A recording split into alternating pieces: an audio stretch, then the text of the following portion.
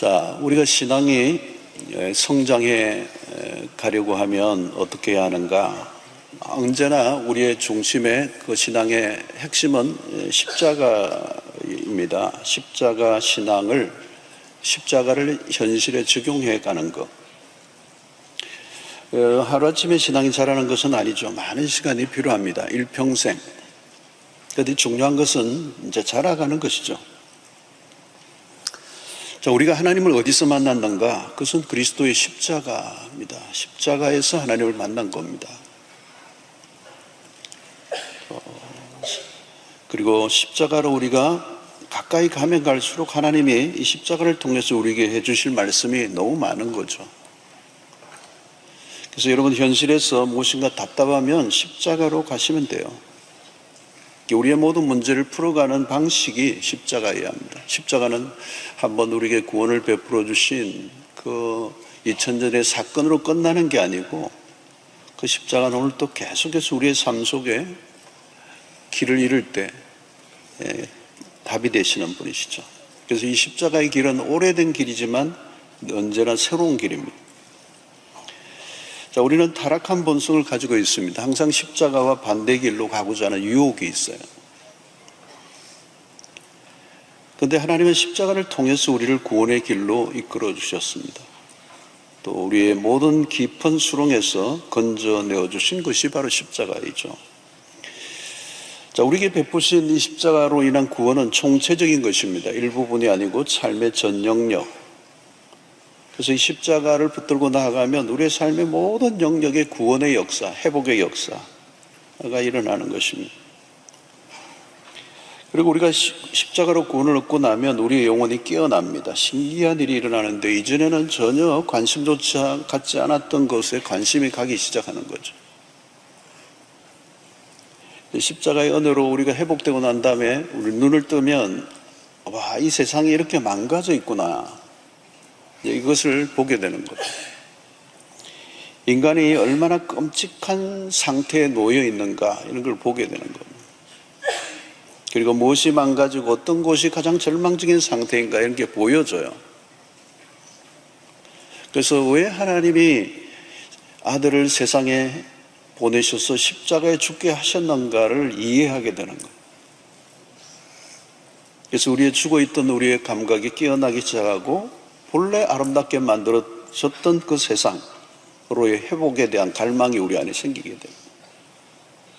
그래서 구원은 개인의 구원으로 끝나지 않습니다. 이 구원은 하나님과 나와의 관계가 화평을 이룰 뿐만 아니고, 이제 나와 하나님과의 그 화평이 이제 모든 세상, 우주 만물, 모든 영역에 이루어져야 하는 것이죠. 그게 온전한 구원입니다. 그래서 내가 하나님과의 관계가 화평이 일어나면 이제 나와 이웃과의 관계, 그리고 나와 이 피조물과의 관계, 나와 모든 이 세상의 관계 안에 회복, 화목의 역사, 화평케 되는 역사가 일어납니다. 여러분, 십자가 사건은 우리를 압도하는 것입니다. 그 압도하는 것은 하나님의 사랑이죠. 그래서 우리는 이 십자가를 통해서 하나님의 사랑이 흘러나오는 것을 느낄 수가 있습니다. 이 십자가는 세상의 문제의 답을 가지고 있습니다.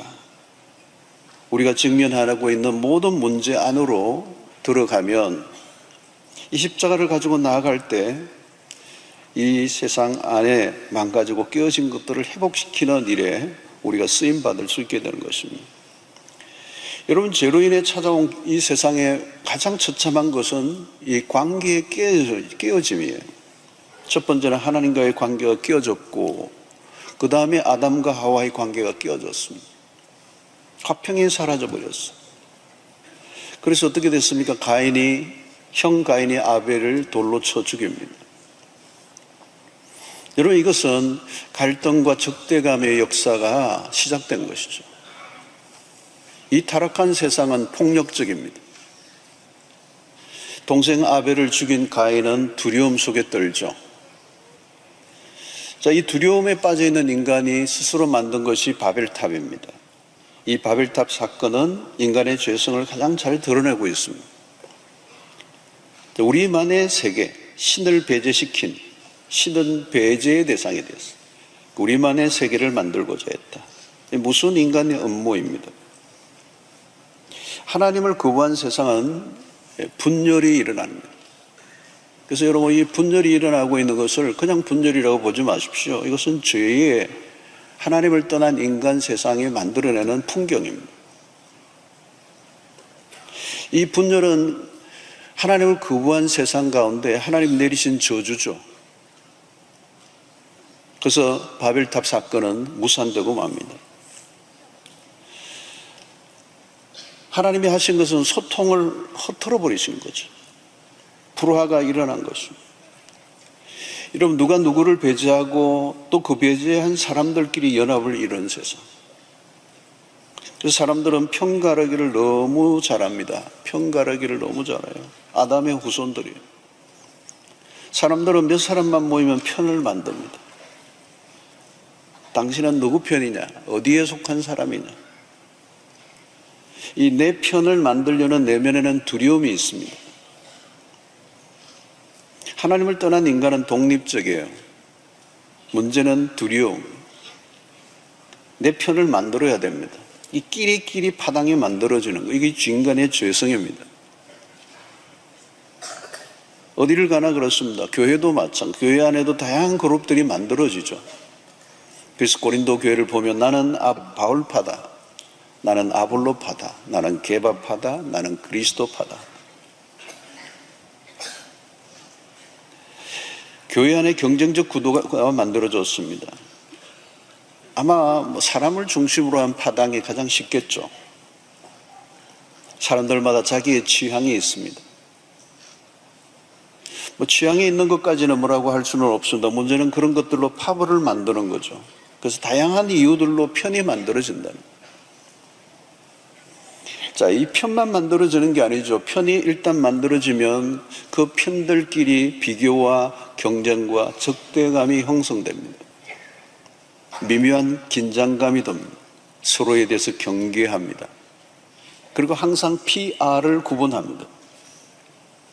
내가 어느 편에 속해 있느냐에 따라 모든 게 달라집니다. 어떤 주제에 대한 해석이 달라집니다.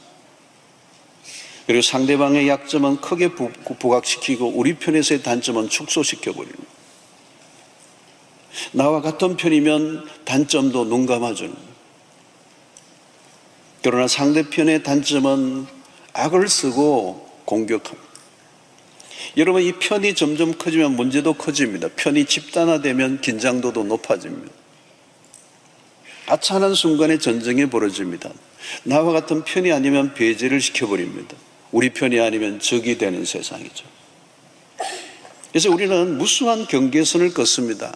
그 경계선에 따라 클래스가 만들어지고 계층이 만들어지고 층과 층 사이에 엄청난 갭이 생깁니다. 그 사이에도 들어가면 상층부가 있고 하층부가 있는 거죠. 너는 우리 편, 너는 저 편에서 일어나는 그 현상은 불화라고 하는 것이죠. 여러분, 유대인들은 사마리아인을 매우 경멸했습니다. 우리의 지역 감정과는 비교가 안 됩니다. 오래 묵은 역사 속에 오랫동안 묵어온 이 갈등, 인종 간의 갈등. 유대인들은 사마리아 사람을 인간 취급하지 않았습니다. 이 유대인들의 배타주의는 대단하죠. 그들과 상종조차 하지 않았습니다. 짐승 취급을 했습니다. 만나면 안 될 혐오 대상 그룹 1위였습니다. 자, 그런데 여러분, 예수님의 행보는 전혀 달랐습니다. 요한복음 4장을 보면 야곱의 우물가에 의도적으로 찾아간 여인이 사마리아 여인입니다. 우연히 사마리아 여인을 만난 게 아닙니다. 의도적입니다. 남편을 5번이나 바꾼 과거가 복잡한 여인, 그녀를 주님이 만나주십니다. 경계선을 넘어가셨습니다. 예수님이 10명의 나 환자를 고쳐주셨을 때도 돌아와 감사를 표한 사람은 사마리아 사람이었다고 이렇게 표현합니다. 의도적입니다. 예수께서 비유로 말씀하신 선한 사마리아인의 비유도 마찬가지입니다. 유대인들이 그처럼 원수처럼 대하는 그들에게 선한이라는 단어를 수식어를 붙여줍니다. 선한 사마리아. 예수님은 그 당시 사람들이 그어놓은 경계선을 허물어 버리셨습니다. 유대인들이 가진 적대감에 대한 일종의 경고입니다. 유대인들의 선민 사상과도 같죠. 하나님이 우리만 사랑하신다고 주장합니다. 사랑하는 성도 여러분, 이 십자가를 우리가 한 주간 묵상합니다. 이 십자가는 폭이 엄청 넓습니다. 십자가의 예수는 가슴이 넓습니다. 십자가는 특정인을 위해 죽으신 사건이 아닙니다. 온 인류를 품고 모든 죄인을 사랑하시고 매달려 죽으신 것이죠. 그래서 십자가를 통해 드러난 하나님의 사랑에는 울타리가 없습니다. 예수는 사람을 구분하지 않으셨습니다. 예수님은 편견을 가지고 사람을 대하지 않으셨습니다. 예수 그리스도의 복음은 우리를 그렇게 살도록 이끄신다는 거죠. 복음은 모든 차이에도 불구하고 하나로 만드는 용광로와 같습니다.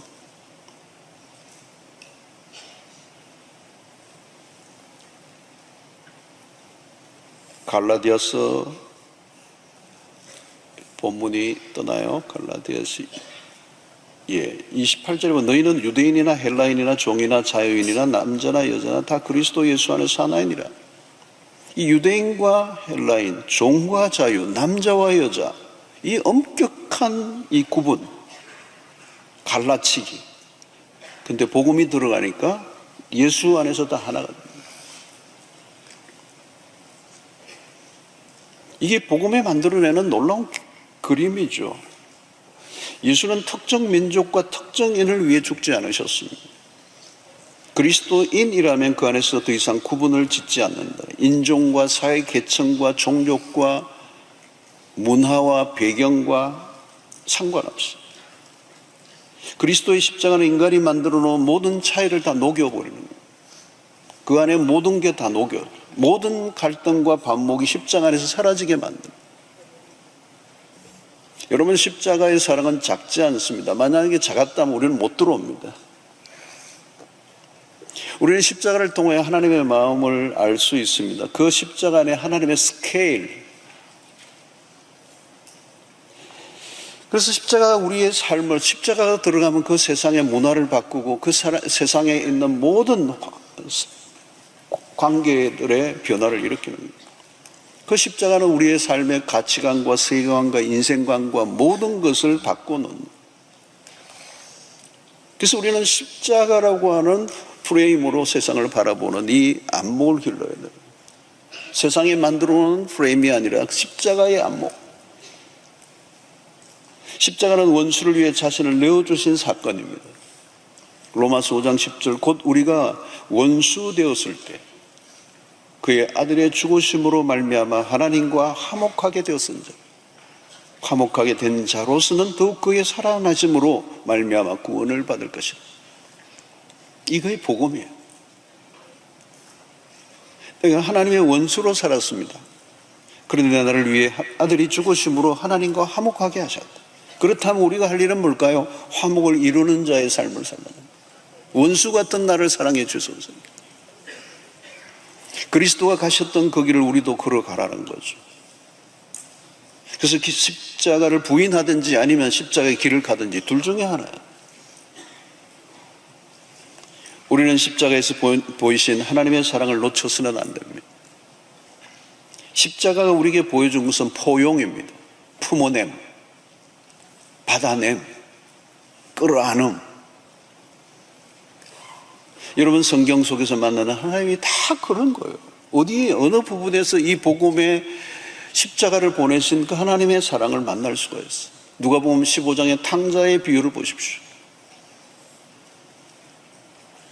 돌아오는 그 아들을 기다리고 받아주고 품어주는 아버지. 그게 아버지. 탕자의 형은 어때요? 받아두지 못하죠. 이 큰 아들의 이미지는 그 당시에 바리새인들을 의미하는 겁니다.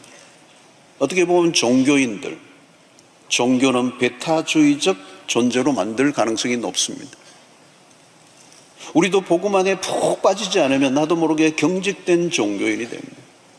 배타적이게 됩니다. 벽을 쌓게 됩니다. 교회가 요새가 됩니다. 여러분, 나는 선하고 너는 악하다는 이분법적인 삶을 살게 됩니다. 미국에서 백인과 흑인과의 갈등의 골이 깊습니다. 시간이 흘러도 해결은 안 됩니다. 인간의 뿌리 깊은 죄성이, 너는 흑이고 나는 백이라는 거예요. 세상은 그렇다 치고 교회는 어떻습니까? 오히려 교회 안에서 더 많은 차별을 당한다는 거예요. 흑인들이. 가장 인종차별이 심한 시간이 주일 11시라는 말을 하기도 해요. 오히려 교회가 집단적 정오를 일으키는 주범이 되기도 한다는 거예요. 왜? 보수주의, 백인, 중산층, 그게 미국의 주류를 이루기 때문에. 그러니까 흑인들은 상대적으로 마이너리티가 되는 거예요. 그리고 인종적 우월주의가 미국의 불씨가 되는 거예요. 일론 머스크와 같은 사람이 자녀를 지금 14명 낳았다는 거예요. 숫자가 문제가 아닙니다. 인종의 우월주의. 이것이 교회가 세상 속에 영향을 미치지 못했다는 거예요. 왜 이런 현상이 생길까요? 기독교가 하나의 문화의 일부가 되었기 때문입니다. 기독교의 정신이 그 사회가 가진 문화를 바꾸는 역할을 하기보다 그 시대의 문화의 일부가 되어버린 거예요. 그렇게 되면 신앙과 문화가 구분이 안 되는 겁니다. 신앙도 문화생활의 일부가 되어버려요.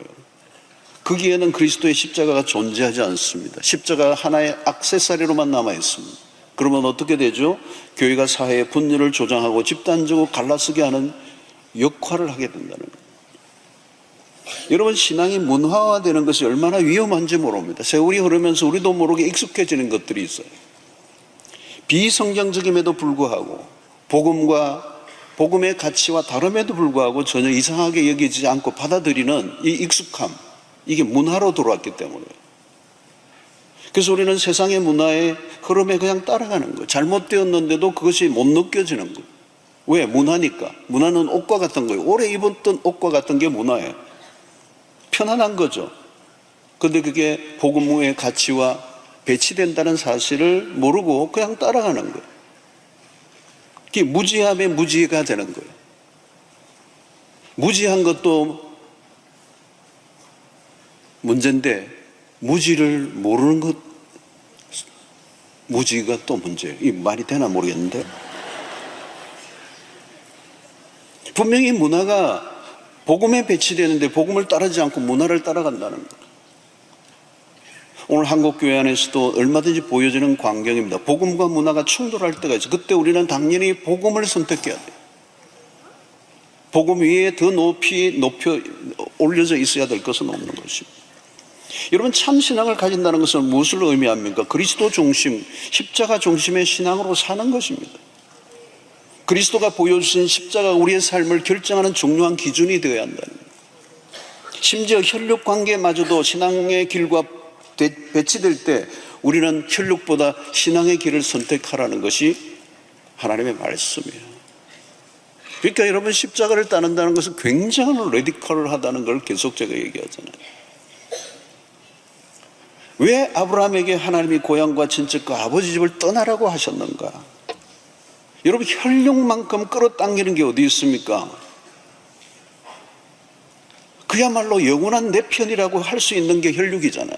그런데 그것이 십자가 길에 걸림돌이 된다면 포기하라는 거예요.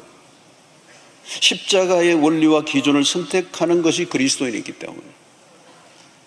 십자가가 지향하는 것은 무엇입니까? 그리스도 안에서 인간이 만든 모든 경계선을 뛰어넘으라는 거예요.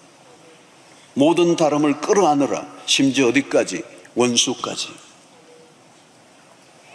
그래서 예수님의 가상칠언 가운데 십자가상에서 당신을 향해 무차별적으로 폭력을 행하는 자들에게 주님은 폭력으로 반응하지 않으셨어요. 주님의 기도로 뭐죠? 아버지여, 저들을 사하여 주십시오. 저들을 용서해 주십시오. 저들이 하는 일을 저들이 알지 못합니다. 여러분, 이 십자가 처형은 잔인한 처형법입니다. 인간의 잔인함이 극도로 드러난 극형입니다. 집단 폭행 정도 당한 정도의 상황이 아니에요. 잔혹한 팽팽하게 이겨진 그 폭력 앞에, 그리고 그 처형이 마저도 불법적인 재판에 의해서 이루어진 이 말도 안 되는 이 십자가의 처형 앞에서 주님은 뭐라고 하는 거예요? 용서로 해달라는 거죠. 폭력으로 맞서지 않아요. 여러분, 이것은 주님이 친히 이미 말씀하신 겁니다. 마태복음 5장 43절로 44절에 또 내 이웃을 사랑하고 내 원수를 미워하라 하였다는 것을 너희가 들었으나 나는 너희에게 이르노니 너희 원수를 사랑하며 너희를 박해하는 자를 위하여 기도하라.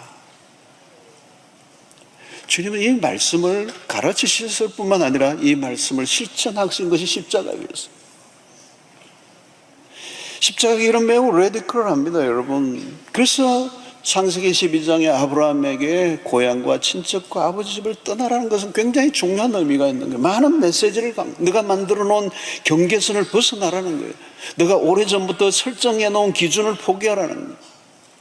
나의 경험에서 만들어진 세계관을 포기해야 하나님을 따를 수 있다는 거예요. 그리스도의 십자가를 따르고자 한다면 우리가 그동안 살아왔던 것들과 결별을 하라는 거예요. 우리에게 익숙하고 우리에게 편리를 주고 때로는 내가 옳다고 여겨왔던 것들을 벗어 던져라는 거예요. 내가 만들어 놓은 내 편, 우리 편, 내가 속한 무리, 그룹을 벗어나는 어려움을 어떤 때는 선택해야 된다. 여러분, 나하고 친하게 지내는 친구들이 십자가와 거리가 먼 이야기를 하고 십자가와 동떨어진 삶을 사는 것을 계속 강요하거나 그런 것들을 얘기할 때 그런 무리에서 벗어난다는 거 어려운 거죠. 그 무리 안에 있어야 안정감을 누리고 유리하고 인간적인 것들이 보장되는데 그들과 거리를 둔다면 사회생활을 하는 사람에게는 어려운 일이에요. 여러분, 십자가의 길을 선택하고 그 길을 걸어간다는 건 간단한 일이 아닙니다. 그 좁은 길이라고 하지 않았습니다. 우리 특세 주제가 밋밋하게 보이 십자가 예수 따라가는 길. 여러분, 이건 엄청난 얘기입니다. 우리는 끊임없이 안전망을 만듭니다. 나를 위하여. 내 편을 만드는 것 안에는 뭐가 있어요? 이기적인 목적이 들어있는 거예요. 문제는 그 안전망은 폐쇄적이라는 거, 심하면 적대적이라는 거. 세력을 형성하고 힘을 행사하려고 할 때 불화가 일어나요.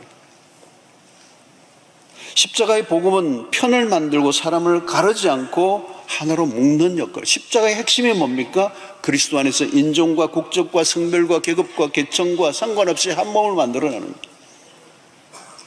그래서 여러분, 우리가 성찬에 참여하는 사람들, 성찬식 우리 금요일 저녁 할 때 이 떡을 먹고 잔을 마신다는 이 행위는 뭘 의미합니까?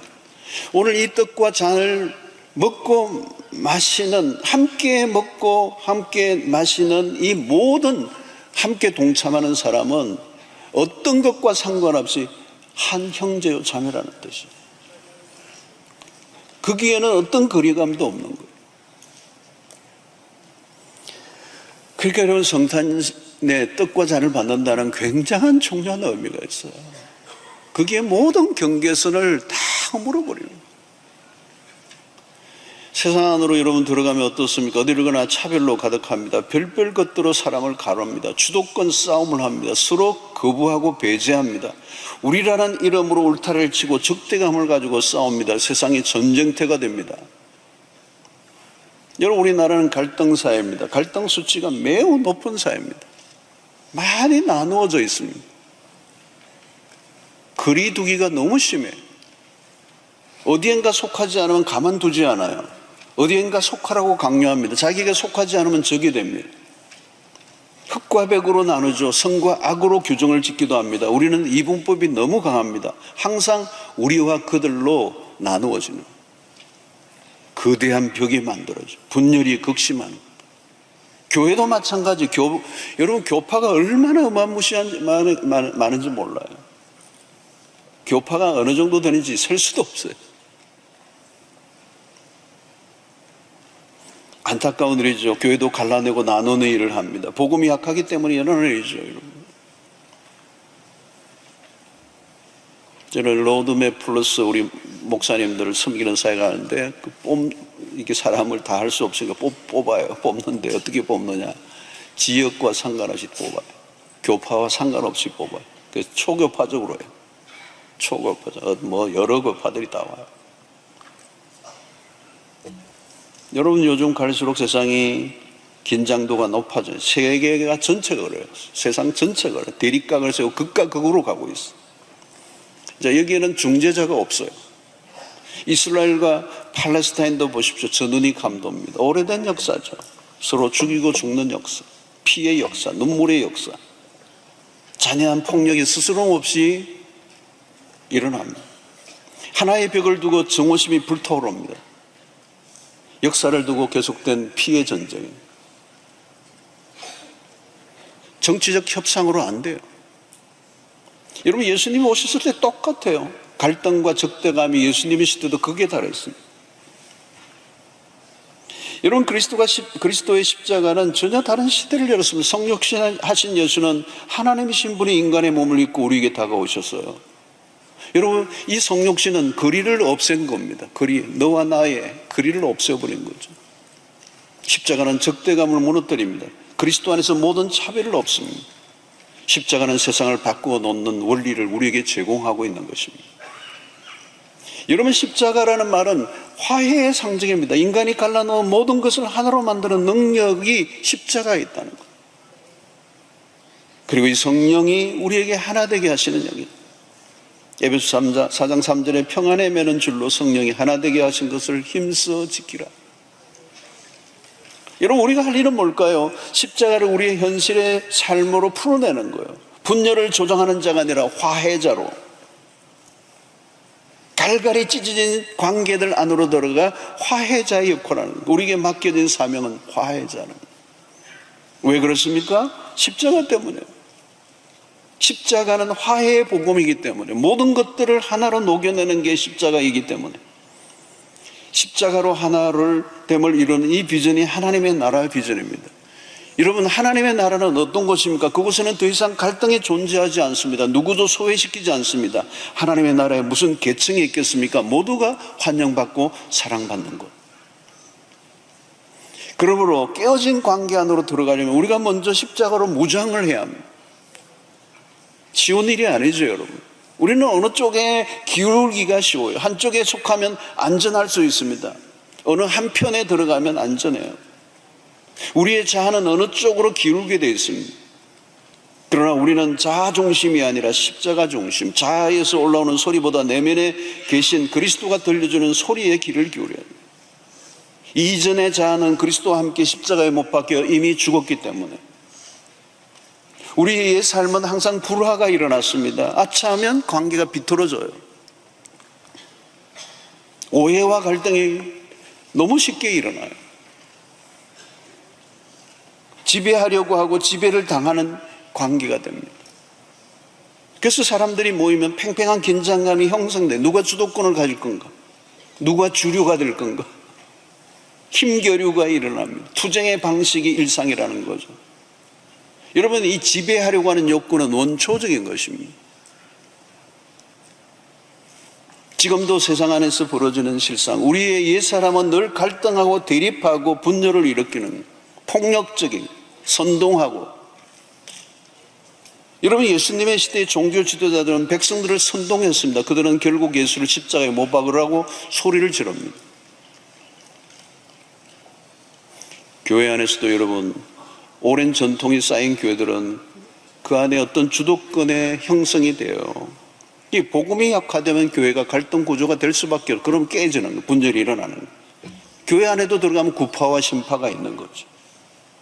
또 어느 교회는 원로 목사님 파가 있고 담임 목사님 파가 있고 너무 많아요. 너무 많아요. 많은 교회들의 분열의 아픔을 겪는 이유가 뭘까요? 내가 교회의 주인이라는 거죠. 십자가의 복음이 약화되면요, 어떤 곳이든 인간의 속성이 드러나게 되고 그 속성은 분열이에요. 교회 주인은 언제나 그리스도예요.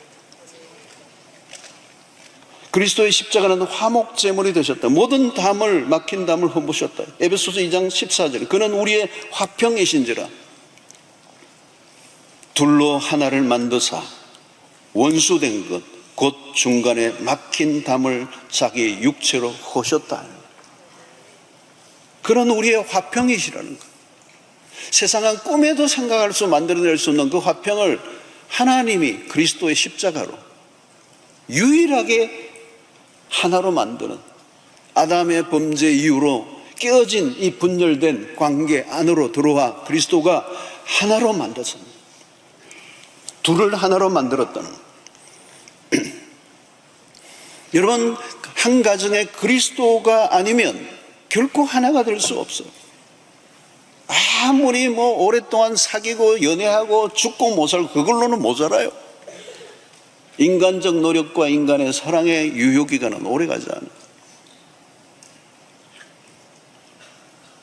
원수된 것 중간에 막힌 담을 자기 육체로 허물어 버려. 그 육체는 그 십자가를 말하는 거예요. 십자가는 모든 막힌 담을 허무셨다는 거예요.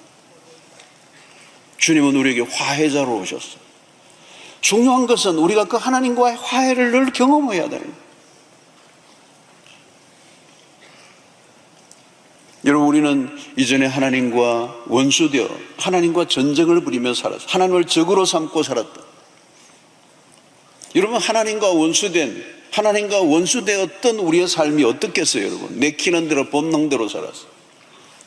그러니까 다른 사람들과 평화로운 관계를 이뤄낼 수가 없는 거예요. 하나님과의 화해가 일어나지 않으면.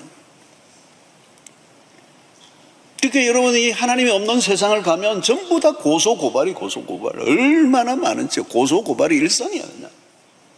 그 변호사들이 그래서 다 먹고 살아야 되지만. 툭 하면 시비거리를 찾는 거예요. 싸우지 않고 지나는 날이 없어.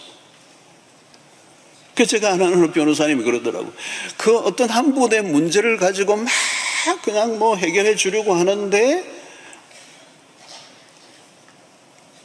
그 사람의 문제를 해결하기 위해서 가는데 또 전화가 와가지고 또 다른 문제가 또 생겼대, 자기. 그 한 명에게 문제가 한두 가지가 아니야. 그러니까 끊임없이 문제가 터지는, 고소고발이 터지는, 전쟁터를 살아가는 거예요. 가까워야 할 가정마저도 전쟁터가 되어 있잖아요. 그때 어떻게 하겠어요? 이웃을 사랑하는 것이 아니라 이웃이 적이 되고. 여러분, 십자가는 적을 적도 이웃으로 삼는, 이웃 모습 속에 그리스도를 찾아내는 거예요. 화해는 적과의 동침이 아닙니다. 적이 없어지는 걸 말하는 거예요. 주님이 내 이웃을 내 몸같이 사랑하라고 하셨습니다. 주님이 말씀하는 이 이웃의 개념은 뭘까요? 십자가 안으로 들어가면 나와 이웃의 경계선이 없어지는 겁니다. 내 이웃을 내 몸과 같이 사랑하라는 말의 메시지가 그 말이에요. 내 몸이니까 나와 너라고 하는 경계선이 예수님 말씀하는 이웃에는 없어진 거예요. 나와 이웃이 한 몸이 되는 거예요. 여러분, 화해자로 살려면 어떻게 합니까? 이 세상에 끼어진 관계 안으로 들어가 내가 경험한 이 십자가의 경험을 세상 속에 풀어내는 거예요. 그래서 여러분, 화해자란 세상과 반대로 살면 됩니다. 세상은 내가 살기 위해 상대를 죽입니다. 십자가의 신앙은 반대예요. 상대를 살리기 위해 내가 죽는 걸 선택하는 거예요.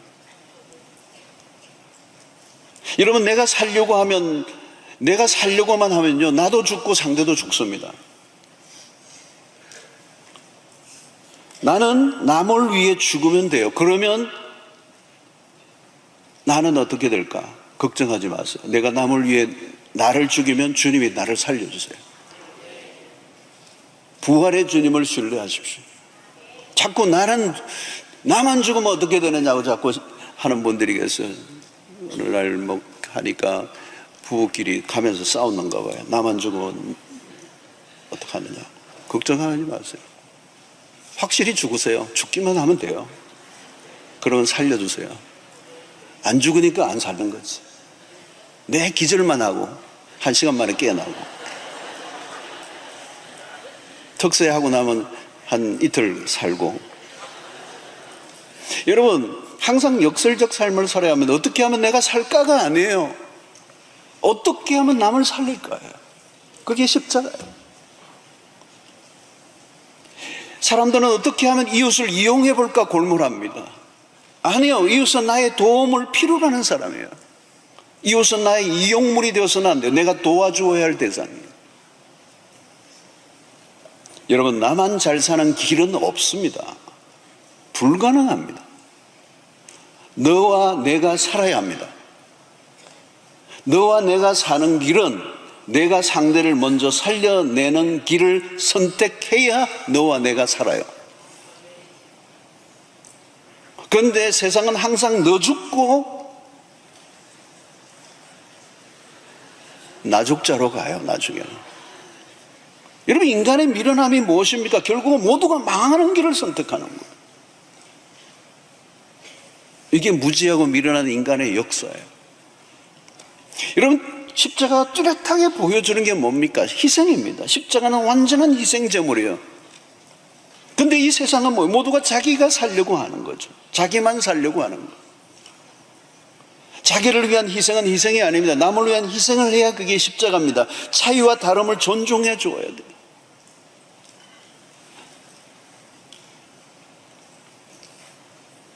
세상을 품고 세상 속의 화해자가 됩니다. 분노가 부글불글 끓는 세상 안으로 들어가 그 분노를 잠재울 수 있는 사람입니다. 여러분, 우리가 벌인 전쟁을 평화로 잠재울 수 있는 것은 십자가밖에 없습니다. 로마 제국 시대에 로마는 평화를 추구했습니다. 유명한 황제 아우구스투스는 팍스 로마나의 시대를 약속했어요. 그러나 그 평화, 로마의 평화는 소수를 위한 평화였습니다. 특권층의 평화요, 더 많은 사람을 억압하고 고통하게 만든 위장된 평화였어요. 여러분, 세상의 정치도 보십시오. 분열을 일으키고 혼란하게 만드는 정치인들은 그 사람들을 갈라지게 하고 그런 상황들을 자신들의 목적을 위하여 이용합니다. 여러분, 힘은 또 다른 힘을 불러옵니다. 힘과 힘의 대결은 모두를 피해자로 가해자로 만듭니다. 주님은 오른밤을 찌면 왼밤을 돌려대라고 하셨습니다. 칼을 칼집에 꽂으라고 말씀하십니다. 진정한 평화의 왕은 누구이십니까? 조용히 십자가에 매달려 죽으신 하나님의 아들 예수 그리스도. 그분이 능력이 없어서 매달리셨습니까? 우리는 십자가를 붙들면 십자가에 대한 오해가 있어요. 세상적으로 보면 십자가 믿음직스럽지 않아 보이는 거죠. 여러분, 이 시대에 십자가를 붙들고 산다는 것은 무엇을 의미합니까? 할수록 세상이 폭력적으로 변하고 평화가 사라지는 이유는 뭘까요? 우리가 더 소리를 지르면 될까요? 사람들이 힘을 더 많이 모으면 우리의 뜻을 이룰 수 있을까요? 왜 주님은 당신이 가지신 전능하신 능력을 로마를 뒤집는 데 사용하지 않으셨을까요? 여러분, 이 기독교는 어떻게 세상을 변화시켰는가라고 하는 책이 있습니다. 이 책은 기독교가 세상을 변화시킨 이야기를 한 것이 아니라 실패한 이야기를 하고 있어요. 미국의 세 가지 중요한 우파와 좌파와 제세례파 모두가 현실 참여를 어떤 형태로 했지만 모두가 실패했다는 거예요. 미국은 우리보다 훨씬 더 앞서 나간 역사예요.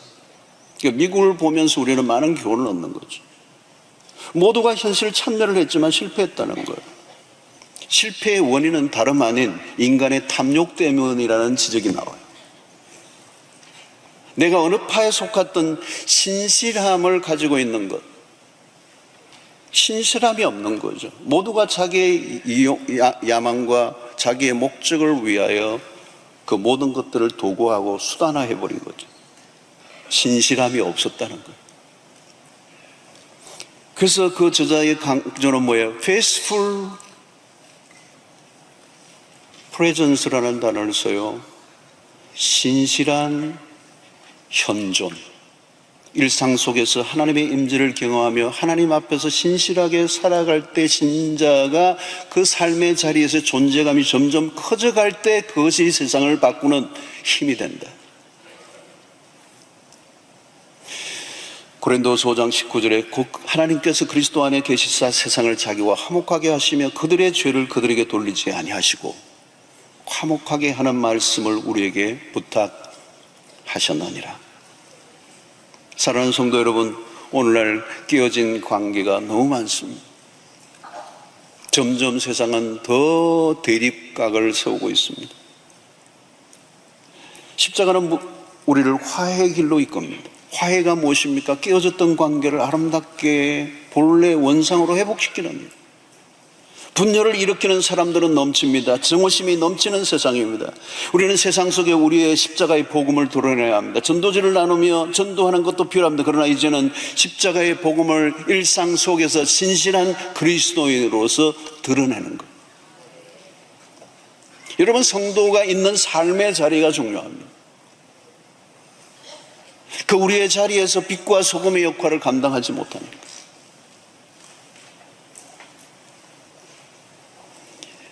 여러분, 신앙생활을 하다 보면 나도 모르게 완고해 줄 수 있습니다. 싸늘한 종교인이 될 수가 있습니다. 탕자에 비해서 큰 형의 이미지, 그런 착한 아들로 보여졌을 거예요. 평소에 너무 모범적인 아들이죠. 근데 아버지 집으로 돌아온 동생에 대한 매몰찬 반응을 보일 때 그의 속셈이 드러납니다. 모범적 신자, 그러나 나쁜 개인. 가능한 얘기죠. 그는 형제를 밀어냅니다. 넌 나와 달라. 가족이라는 따뜻한 공동체 안에서마저 그는 규칙을 어겼다는 논리 안에 동생을 배척합니다. 거기에는 너그러움이 없습니다. 포용이 없습니다. 십자가의 모습을 볼 수가 없습니다. 성도 여러분, 복음은 유연하게 만듭니다. 종교는 평화를 만들어낼 수가 없습니다. 십자가, 예수를 따라가는 길은 화해자의 길입니다. 마태복음 5장 5절에 온유한 자는 복이 있나니 그들이 땅을 기업으로 받을 것이며, 예수님의 삶의 모습은 언제나 온유와 겸손이었습니다. 하나님의 나라를 세워가는 일에 너무도 중요한 캐릭터, 메인 캐릭터는 온유함과 겸손함. 어쩌면 폭력적인 세상 속에 온유는 힘이 없어 보이고 무력해 보입니다. 그러나 주님은 온유가 답이라고 말씀합니다. 마태복음 5장 9절에 화평하게 하는 자는 복이 있나니 그들이 하나님의 아들이라 일컬음을 받을 것이며. 여러분, 하나님의 아들임을 무엇으로 증명한다는 거요? 화평하게 하는 자. 여러분, 어떻게 보면 온유함, 때로는 화평케 하는 자, 아무리 봐도 세상 속에서 그런 방식으로는 안 될 것 같아 보여요. 세상적인 힘을 동원한 자들, 폭도들이 기승을 부리는 세상에 가능한 일인가? 아무리 타당한 논리를 다 가져온다 해도 십자가에 매달리신 예수를 믿는 우리는 이 세상을 화해의 길로, 평화의 길로 이끄는 것은 십자가밖에 없음을 우리가 확신해야 하는 것입니다. 힘을 사용하고 싶은 유혹이 있을 때 우리는 잠잠히 십자가 앞으로 나가 엎드려야 합니다. 여러분, 십자가를 알기 전에는 우리가 대충 살았습니다. 세상의 방법과 원리로 살았습니다. 그러나 십자가가 2000년 동안 인류에게 가장 강력한 틀림없는 진리라고 하는 사실을, 이 민족과 세상과 열방을 살리는 유일한 진리라고 하는 사실을 2000년 동안 검증되고 확인해 온 것입니다. 그렇다면 우리는 그 십자가의 길을 따라가야 합니다. 십자가를 알고부터는 그렇게 막 살 수가 없습니다. 그래서 오늘 27절의 말씀, 그의 십자가의 피로 화평을 이루사 만물 곧 땅에 있는 것들이나 하늘에 있는 것들이 그로 말미암아 자기와 화목하게 되기를 기뻐하심이라. 사랑하는 성도 여러분, 십자가를 이제 일상 속에서 살아내는 도전이 우리에게 있습니다. 십자가를 삶 속에 드러내는 삶을 사시기를 축원합니다. 그 삶이 바로 화해자예요. reconciliation. 아마 주님이 오신 하나님의 나라를 갈망하는 우리 모두가 이 불화와 갈등과 대립과 배척과 거절과 배제와 끊임없은 내어침의 이 세계 안에 하나님은 십자가의 아들을 죽게 하심으로 만유를, 온 세상을 복음 안에서 하나 되게 하시고 하나님의 나라를 이루시려고 하는 그 하나님의 비전에 여러분들 모두가 쓰임받는, 그래서 어디를 가나 불화하는 자가 아니라 화해자로, 십자가의 정신으로 삶에서 풀어내는, 그러려고 하면 온유와 겸손으로